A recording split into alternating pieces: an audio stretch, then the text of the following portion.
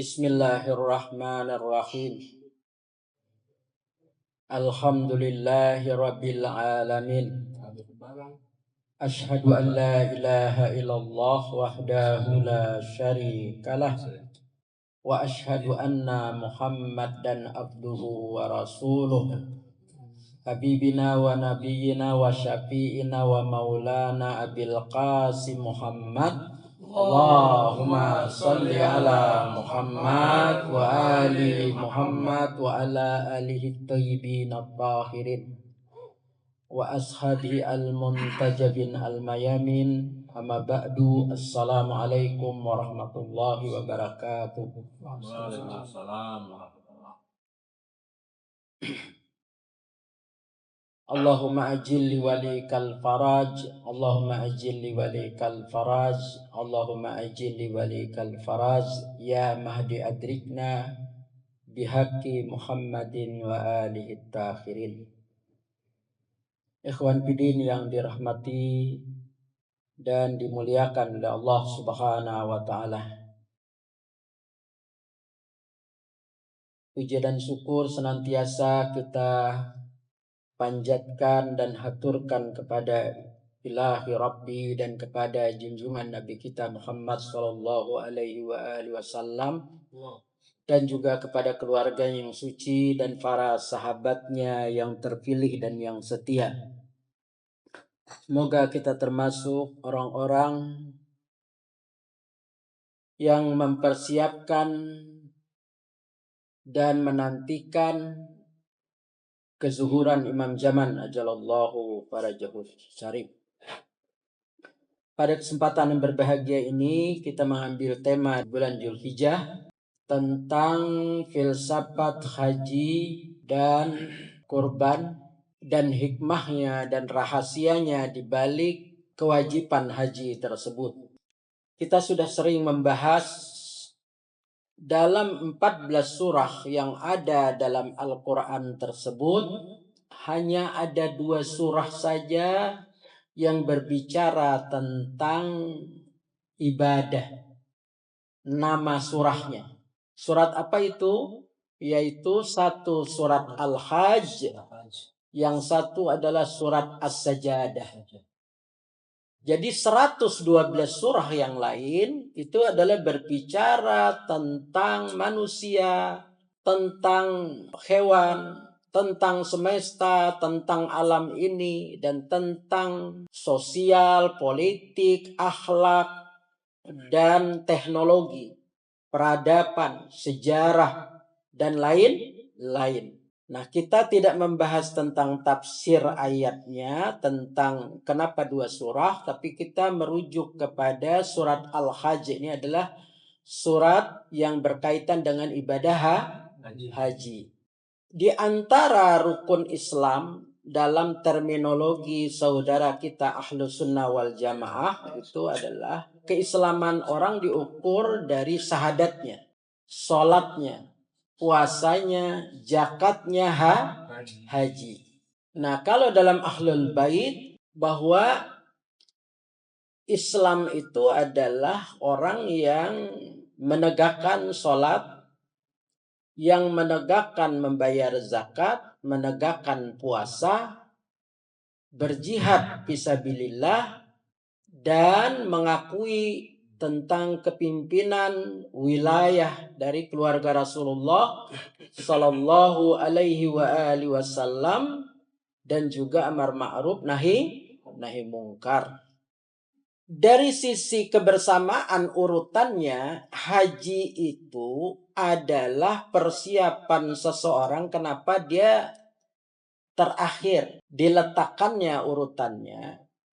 Karena haji itu adalah pesan yang Allah ingin tanamkan kepada manusia, ketika kita dilahirkan ke dunia ini, manusia itu sadar atau tidak sadar, dia sedang menuju Tuhannya.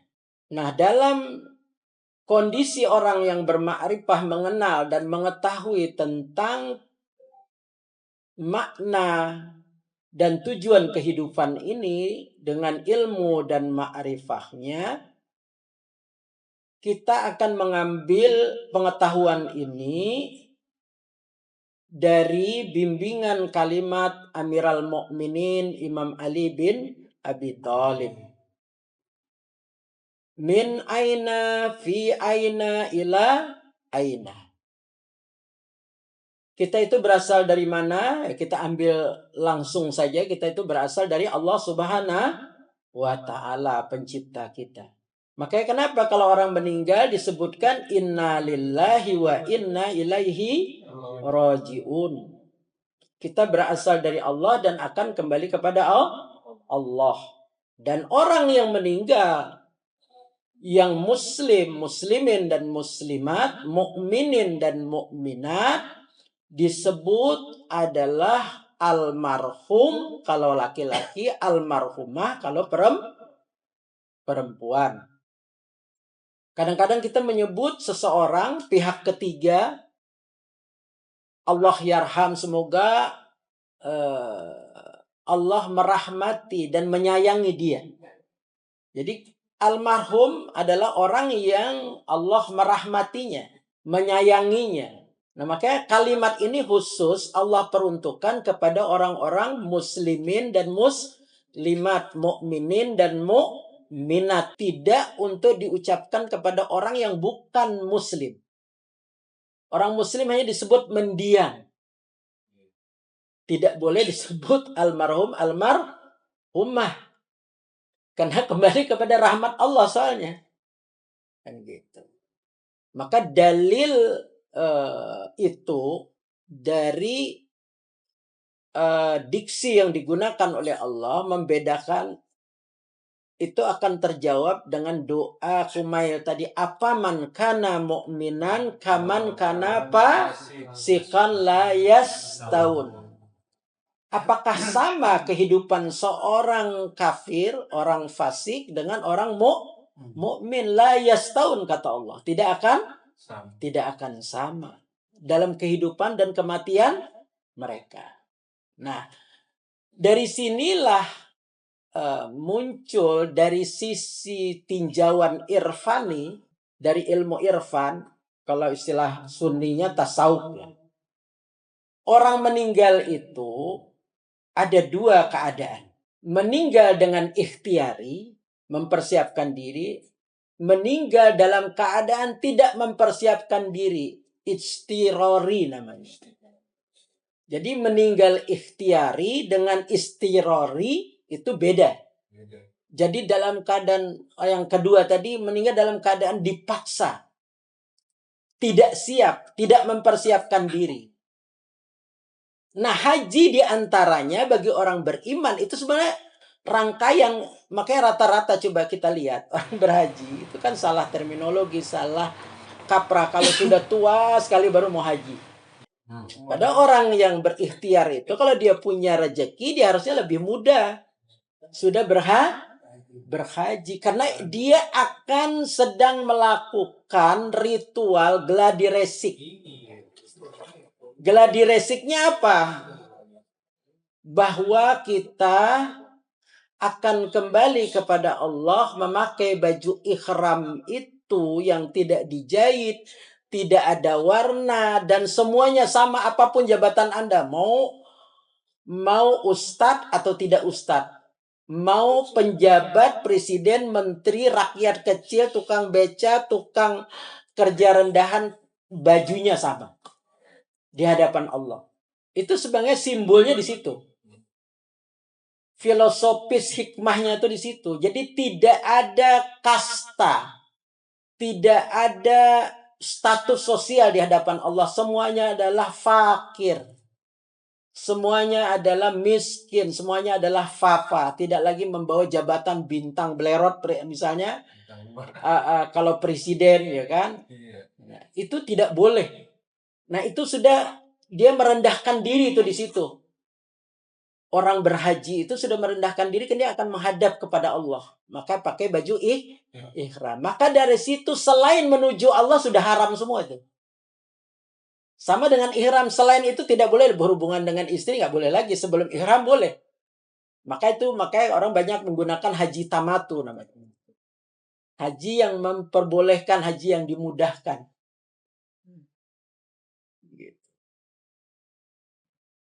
Nah, dengan segala ketika peraturan ihram itu dipakai, dia haram memakai selain apa yang suci, makanya putih simbolnya.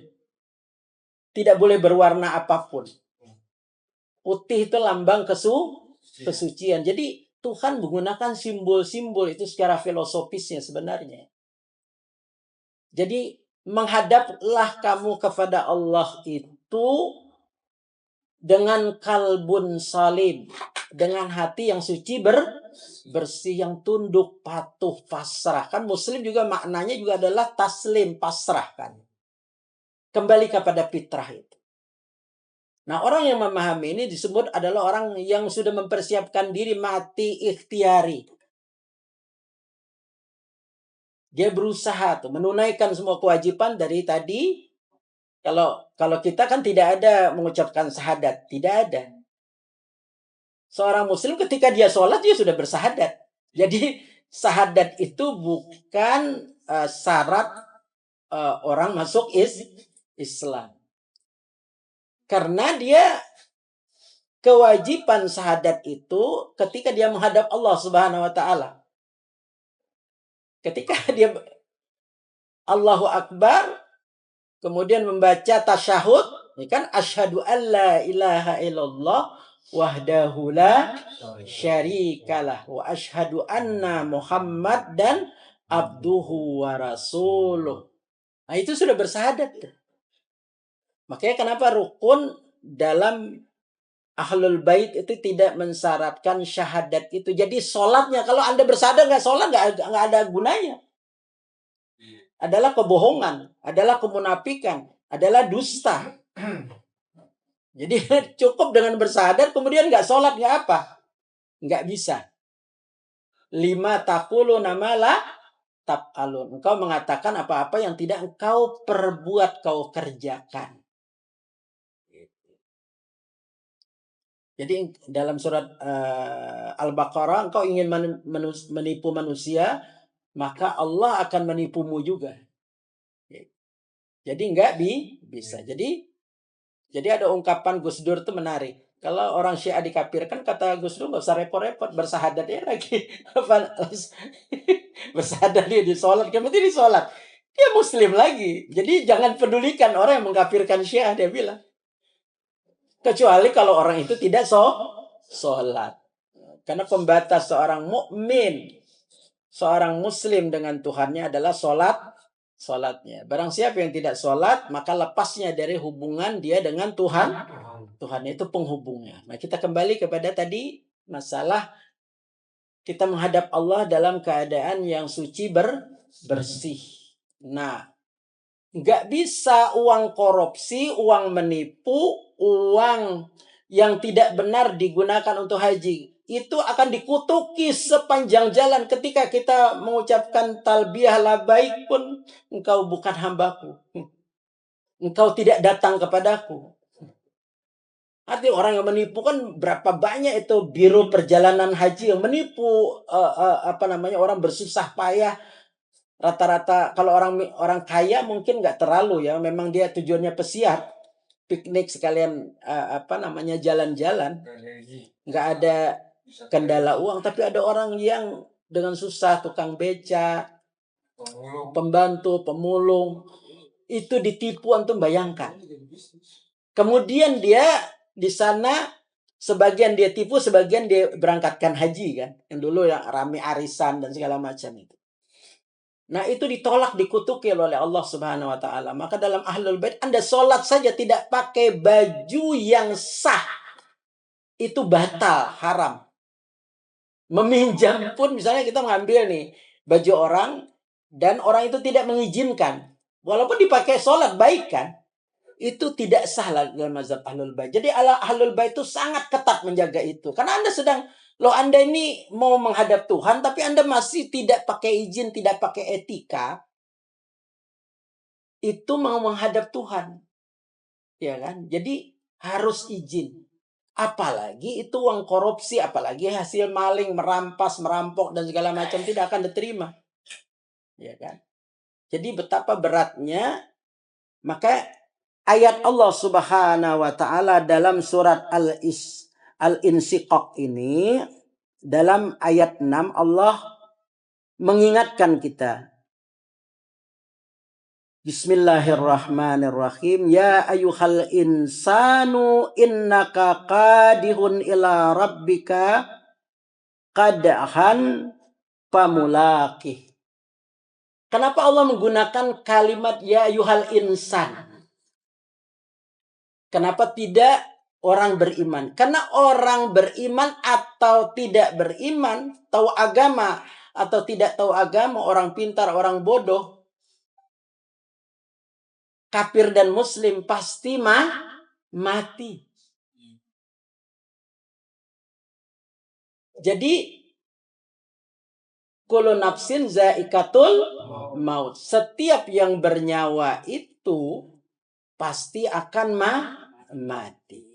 Dan kamu sudah, wahai manusia, kamu sudah bersusah payah menuju kepada Tuhan.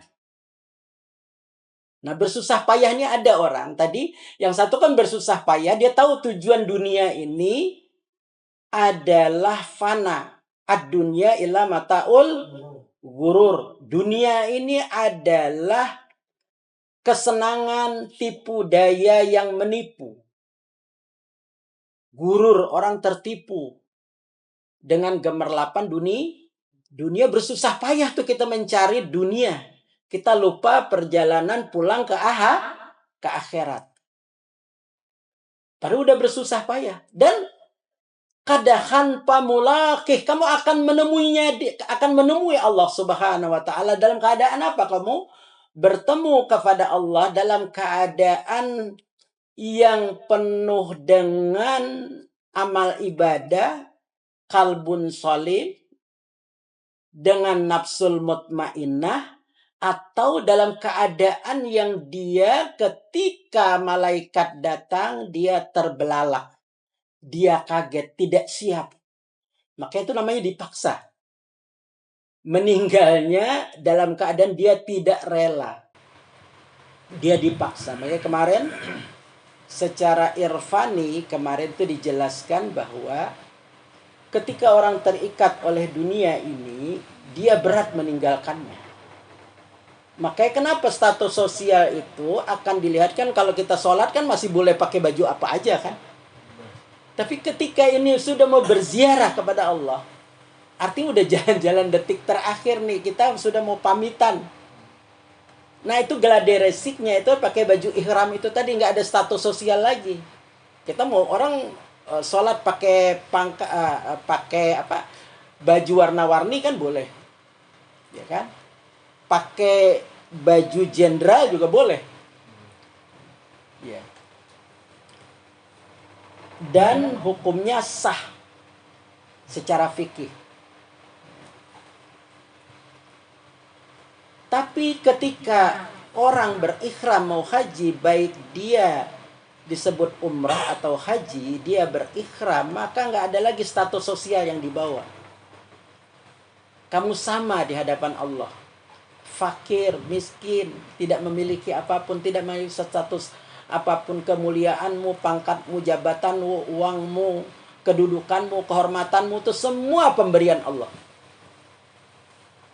Jadi nggak ada status sosial tuh menyebabkan kita lebih tinggi daripada manusia yang lainnya, kemudian merendahkan orang, ya kan, merugikan orang, seperti itu. Nah, kita hanya manggil bagian-bagian dari kajian ini, sampailah kita dalam runtunan dari amaliyah haji yang dilakukan, diantaranya itu adalah kita dikumpulkan di Mina, wukuf di padang Arafah. Itu adalah sebagai gambaran miniatur yang disebut padang mahsyar sebenarnya. Semua akan dihisap tuh. Makanya kenapa setiap haji itu kan punya rombongan, punya kabilah-kabilah. Dia tahu menuju di mana tendanya, di mana tempat dia wukufnya, di sebelah mana. Kalau dia sendiri dia kekelimpungan, akan kebingungan mencari tempatnya. Maka itu akan terungkap ketika ada seruan oleh Allah Subhanahu wa taala dalam kitab yang disebut tragedi Karbala itu. Nanti ada 5 panji di akhirat tersebut. 1 panji orang beriman, panji orang kafir, panji orang zolim, panji orang munafik, panji orang yang menolak wilayah, dan panji orang yang berwilayah. Nah, ketika orang tahu, dia akan mudah merujuk.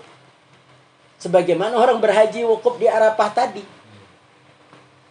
Kalau dia hajinya gelap misalnya, dan dia tidak tahu menuju, dia numpang ke sana kemari. Iya kan?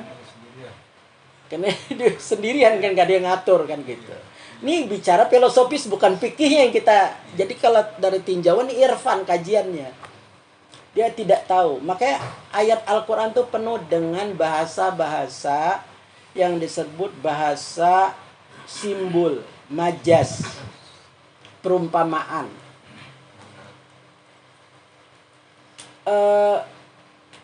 Barang siapa, kata Allah, yang dia di dunia ini buta, maka di akhirat dia juga buta juga, tidak tahu kemana tujuan hidupnya. Dia terombang-ambing, tidak memiliki cahaya ketika berjalan. Makanya ketika melihat orang mukmin, orang-orang yang berwilayah, yang dari antara dia sudah berbaris, ini di dunia sudah mengenal, ya kan? Man mata walam ya'rif imaman zamanihi mata mitatan jahiliyah. Barang siapa yang hidup kemudian mati tidak mengenal imam zamannya, maka matinya mati jahiliyah. Di sini dalam konteksnya bukan imam dalam pengertian tarekat. Itu keliru. Karena tarekat itu adalah sebuah paham orang menuju Tuhan yang diciptakan dalam tradisi keislaman kan gitu. Tapi dalam tradisi teologi dan akidah, bahwa tarekat itu hanya satu sebenarnya, yaitu tarekat ihdinas siratal mustaqim tadi. Hanya 4 golongan saja orang yang diberi nikmat tarekat ya. Saya terpaksa menjelaskan ini karena kita minta dalam surat Al-Fatihah itu ihdinas siratal mustaqim siratal ladzina an'amta alaihim ghairil maghdubi alaihim walad dolin.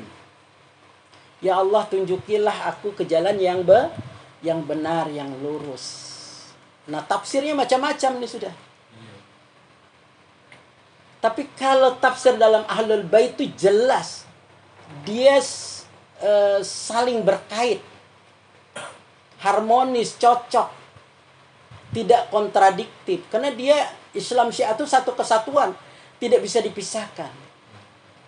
Dia politik, dia sosial, dia ekonomi, dia ilmuwan, dia ahli fikih, dia ahli tafsir, dia ahli hadis, dia ahli irfan, arti tasawuf, dia juga ahli politikus.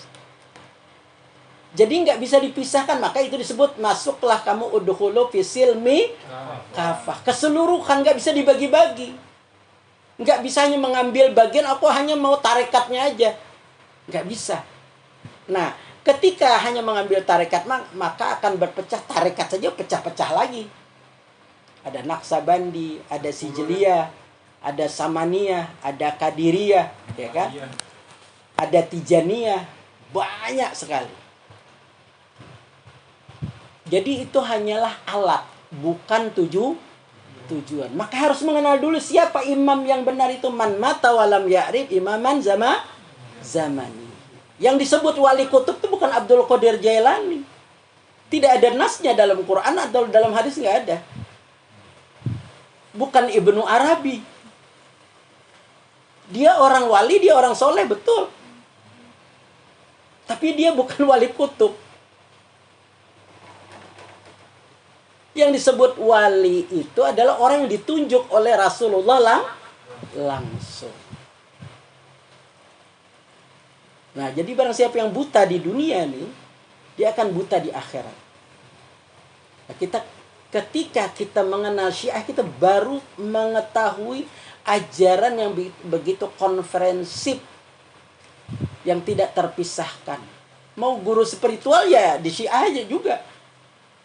Jadi satu kesatuan dia. Nggak ada terpisahkan. Mau doanya mau canggih-canggih nggak ada. Mau tarikat apapun tidak memiliki doa secanggih yang dimiliki orang Syiah. Dalam amalannya sangat terbatas. Kalau kita beda-beda. Yang zikir hariannya beda. Hari Kamis ada tersendiri. Hari Jumat tersendiri. Hari Rabu tersendiri. Selasa, Minggu, Senin, dan seterusnya. Bulannya lain lagi nanti. Bulan-bulan Muharram, Ramadan, Safar, Rajab, Sya'ban, dan seterusnya. Zulkaidah, Zulhijjah, Syawal. Itu semua memiliki doa-doa khusus. Hanya Ahlul Bait yang punya doa yang khusus itu tadi. Makanya disebut Zabur keluarga Muhammad. Nah, kita tidak memiliki. Sebelum kita kenal Syiah, kita ya doanya mau dimanapun ya sama. Itu aja. Kalau kita enggak. Dari doa Ramadan aja kita lihat kan. Doa untuk hari ini dan malam beda. Doa pertama, doa kedua beda. Hari kedua. Dan ketiga sampai hari ke-30. Ada lagi, dibagi lagi ada doa umum, ada doa khusus. Maka kata ulama kita dulu, waktu anak belajar, dia bilang, antum kalau mau jadi sufi, mau jadi orang soleh, tuh cukup baca doa Mafatihul Jinan antum amulkan, antum sudah mengalahkan semua ulama yang ahli. Karena semua doa ada di situ semua. Kaya dengan hazanah tersebut. Nah, jadi tidak terpisahkan. Jadi disebut wali itu yang tadi man mata walam ya'rif imaman zamanihi mata mitatan jahiliyah. Nah, sayangnya hadis ini diklaim oleh kelompok pergerakan pakai hadis ini. Kelompok tarikat pakai hadis ini. Kelompok yang disebut firqah najiyah juga pakai kelompok ini. Pakai hadis ini juga. Tapi semuanya beragam, tidak ada yang menjadi satu kesatuan, beda. Makanya asasnya tadi, makanya kenapa akidah imamah tadi, pondasi kita agar kita menuju Allah itu berada di ihdinas siratal mustaqim. Tunjuki kami ke jalan yang lurus, jalan-jalan orang yang diberi nikmat. Siapa orang yang diberi nikmat itu tadi? Jadi yang lurus tafsir udah kita kaji, kita nggak lagi membahas ke sana, yaitu dari Rasulullah sampai Amirul Mukminin sampai Imam Mahdi. Itulah jalan yang lurus. Karena mereka semua adalah pelanjut wasinya, khalifahnya Rasulullah. Karena yang mengangkat berdasarkan nas tadi adalah melalui Rasulullah. Bukan oleh klaim manusia, bukan oleh klaim oleh para pengikut tarekat.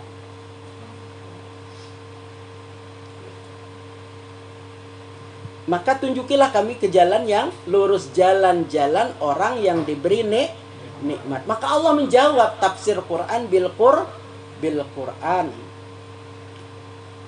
Wa may yu'ti'illaha wa rasula fa ulaika allazi an'amallahu alaihim minan nabiyyin wasiddiqin wasuhada'i wasolihin wa hasuna wa ulaika rafiqa. Jadi teman terbaik yang akan bersama kita ini ada 4 golongan saja orang diberi nikmat itu, tidak lebih tidak kurang. Kan? Jalannya para nabi, jalannya orang siddiqin yang lurus ucapan perbuatannya tadi sama. Karena Allah yang menjaminnya dalam surat Al-Ahzab, ayat 33. Orang yang disalawati di langit dan di bumi. Mau tarekat manapun tidak ada orang yang disalawati oleh, iya kan? Nggak ada jaminannya ahlul bait. Makanya selalu tarekat itu, nggak tahu dia di Naksabandi kan? Sini kan belajar di Naksabandi. Itu ke bagian tengahnya yang lucu, Naksabandi kamu lihat tuh puncaknya di sana Abu Bakar. Iya, silsilahnya. Baru ke bawah yang lain baru ada Imam Bakir, ada Imam Musa Al-Kazim, ada Imam Ja'far Shadiq, ada beberapa imam masuk di sana di bawahnya gitu. Iya, di bawah. Gitu. Tapi di atasnya nggak ada. Dalam sejarah Islam tidak pernah terkenal khalifah pertama Abu Bakar itu adalah pemimpin spiritual, tuh nggak ada. Pemimpin khalifah betul, khalifah dalam konteks sejarah, bukan khalifah rasul yang sebenarnya. Karena Abu Bakar tidak pernah ditunjuk oleh rasul sebagai khalifahnya, tidak ada nasnya sama sekali bahwa setelah aku adalah Abu Bakar, nggak ada. Itu pilihan dalam Syakifah Bani Syaidah dalam musyawarah itu ketika wafat Rasul. Jadi Rasul sudah meletakkan Imam Ali sebelum wafat, bukan waktu wafat baru ditunjuk. Ayatnya apa?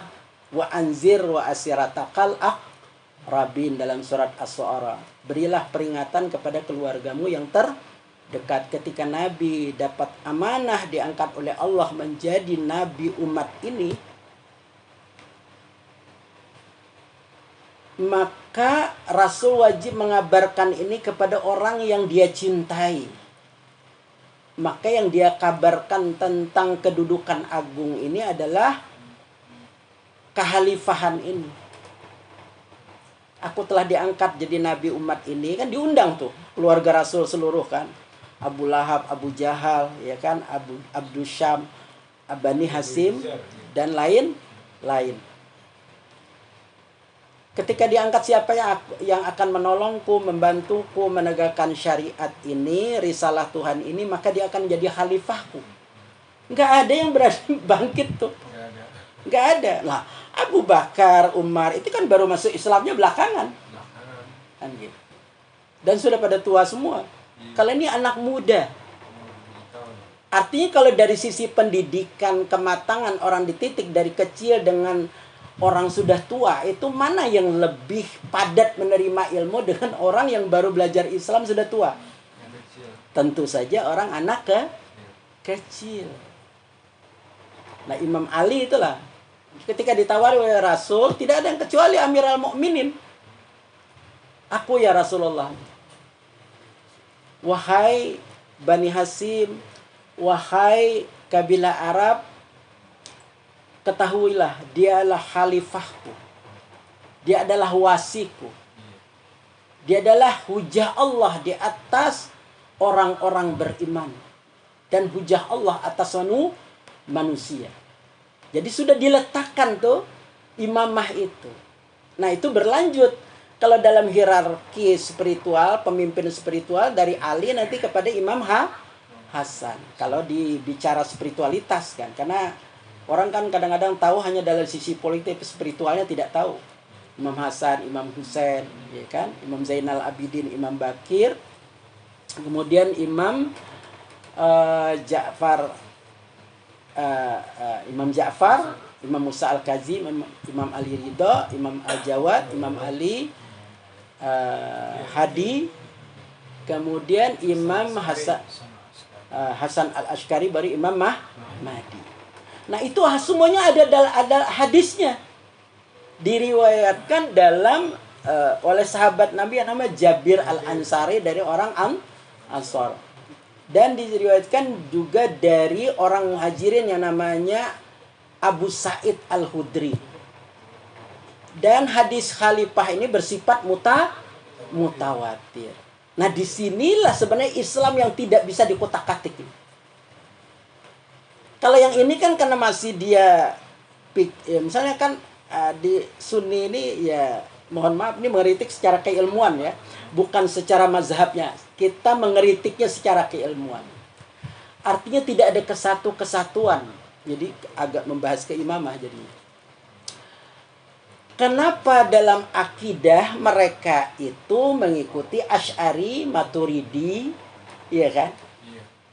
Belum lagi yang Wahabinya. Ini yang dipahami aja.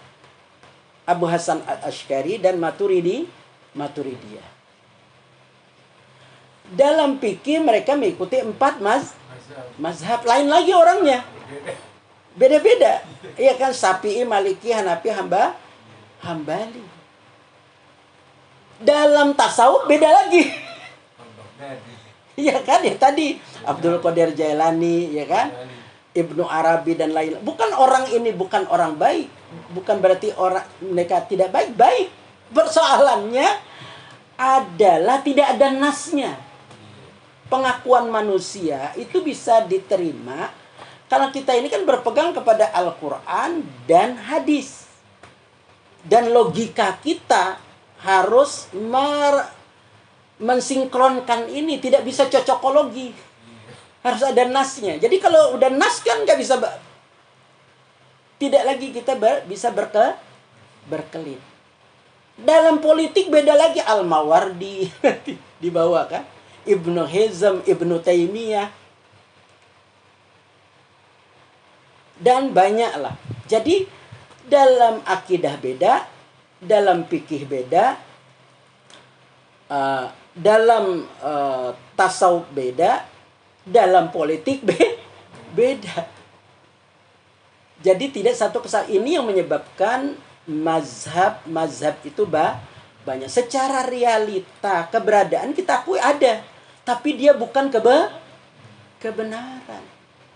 Bukankah Allah mengatakan, kalau kamu mengikuti kebanyakan manusia di atas muka bumi ini, dalam surat Al-An'am, mereka akan menyesatkan kalian dari jalan Allah. Klaim mereka itu hanyalah mengada-ada dan bohong. Jadi akan menyesatkan kita dari jalan Allah. Jadi keberadaan sesuatu bukan berarti kebenarannya. Keberadaan ya ada. Ya kan? Anjing, babi, kucing, ular kan ada sisi keberadaan. Tapi sisi hukumnya,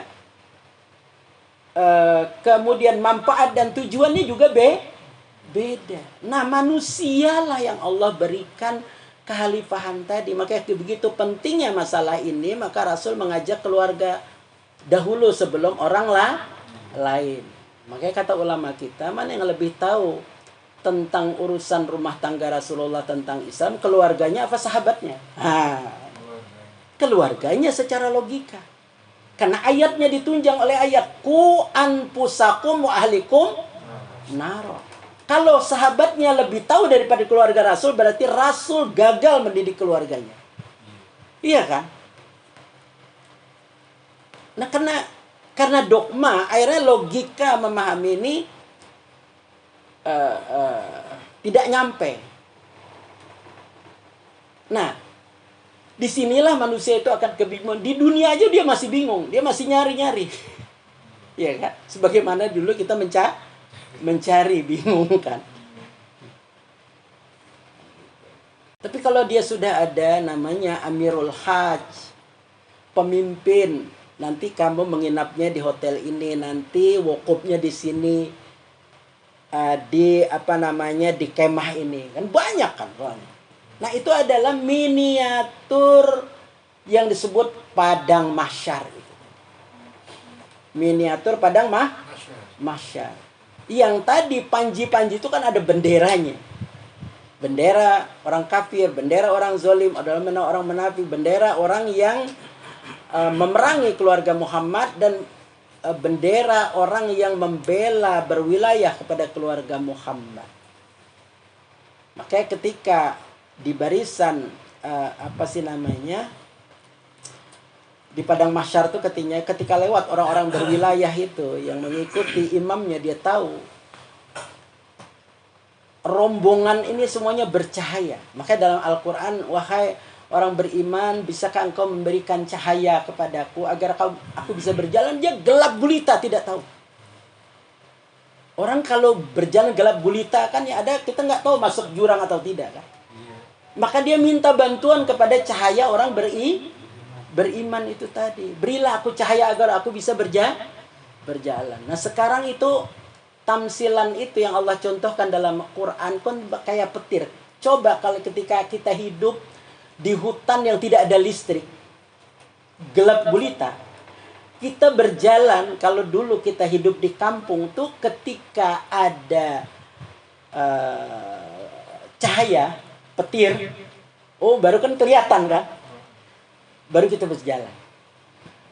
Orang mukmin itu nanti ketika dia menuju Allah, dia bercahaya.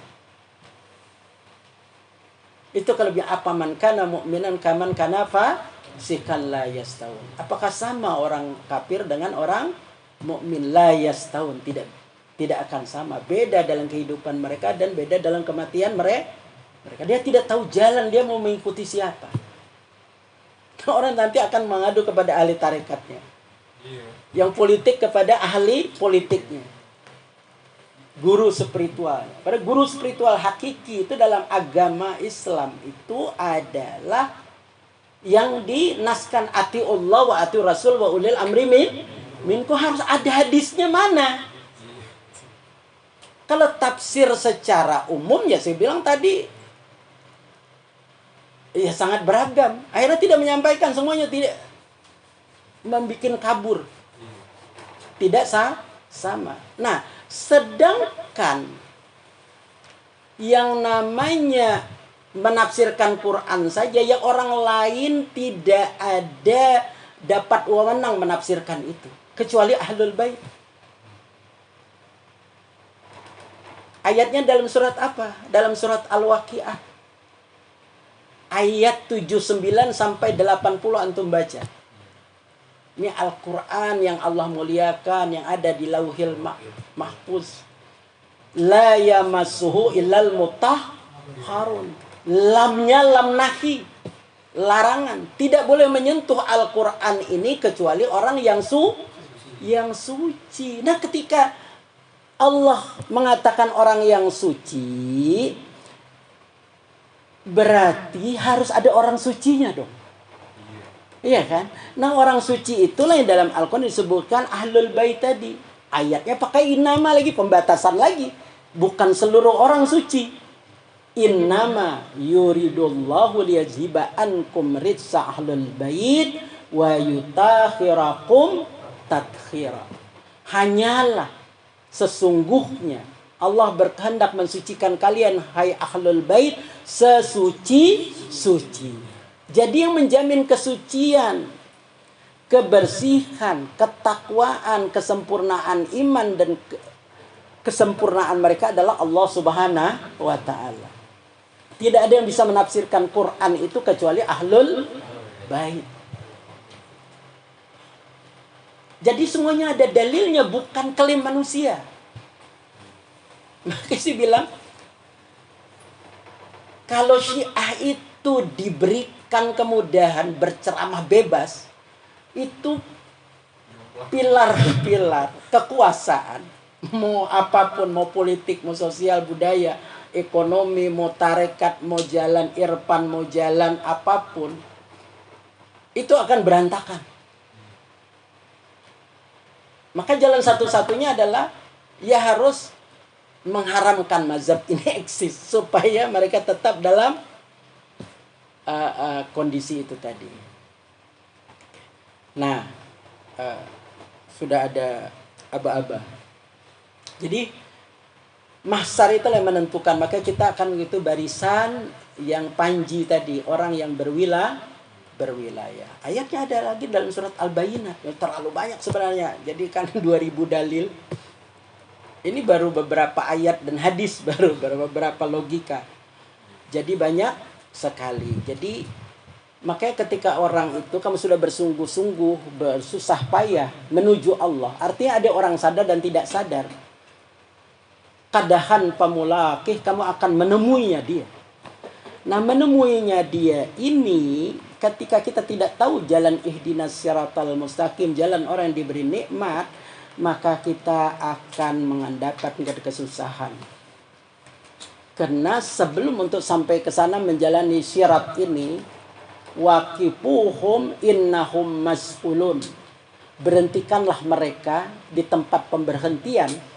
Mereka akan ditanya bagaimana perhatian mereka, tanggung jawab mereka kepada pusaka Rasulullah, yaitu itrah ahlul baitnya. Jadi ditanya tuh oleh malaikat. Karena Al-Quran yang memberikan itu. Baru ditanya umurnya, baru ditanya tentang zakatnya, puasanya, haji, kewajiban Islam, yang lainnya. Nah, ketika yang lain bisa terjawab, ini tidak terjawab, kunci dari seluruh penegak sholat, puasa, zakat, haji, dan lain-lain, hanya rahmat Allah yang bisa menyelamatkan mereka.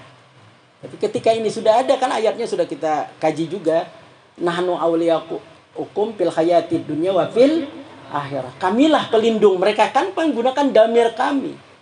Yang disebut kami itu, kamilah ahlul bait, pelindung kalian dalam kehidupan dunia dan akhirat.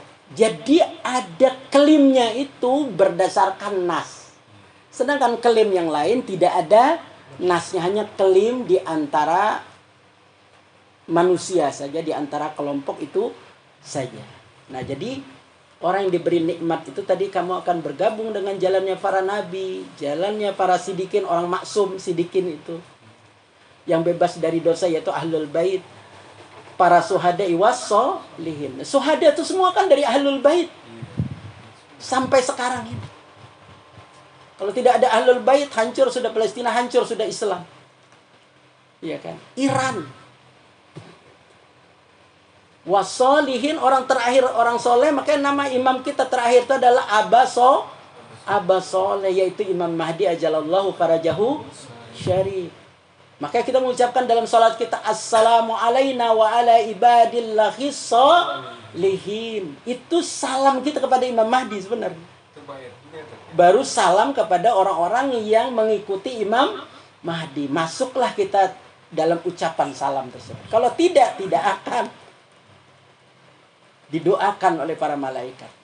Wa hasuna wa ulaika rafiqa. Maka itulah sebaik-baik teman, akrab, teman baik yang kita berada di sorga bersama Rasulullah dan ahlul baitnya, bersama orang-orang mukmin, orang-orang yang beramal soleh tadi, yang sudah berada di jalan ihdinas siratal mustaqim, dan orang yang diberi nikmat. Nah, mudah-mudahan sebenarnya ini baru pembahasan pertama, mungkin 2-3 bahasan lagi ini baru bisa tuntas penjelasan tentang filsafat haji yang terakhir ini. Kita belum membahas tentang melempar jumrahnya. Itu ada konteks perlawanan kita kepada bara'ah, kepada orang kafir dan orang musyrik. Maka harus menyiapkan senjata. Lo sekarang umat Islam nggak memiliki senjata, bagaimana melawan orang kafir? Hanya doanya nggak bisa melawan hukum sunatullah. Kalau mereka punya nuklir, kita harus punya nuklir. Mereka punya teknologi, kita juga punya teknologi. Mereka punya satelit, kita punya satelit. Di dunia sekarang yang bisa mengikuti itu siapa? Secara hanya Iran. Yang lain nggak ada. Semua harta sandang pangan mereka itu dari orang lain, nggak dari sendirinya.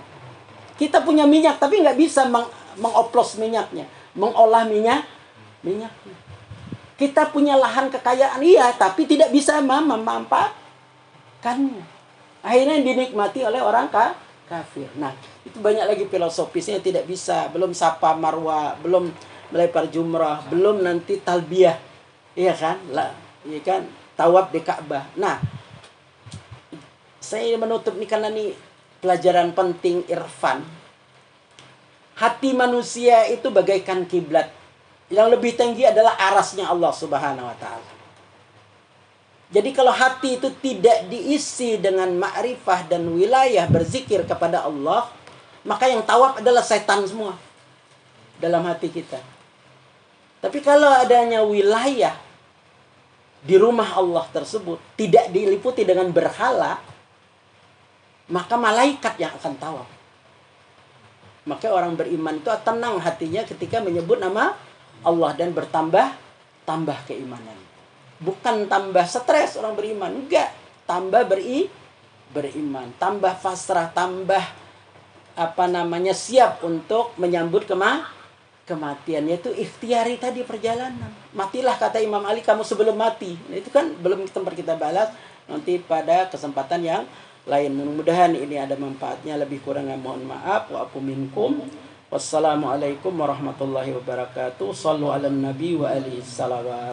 Allahumma salli ala Muhammad wa ali Muhammad.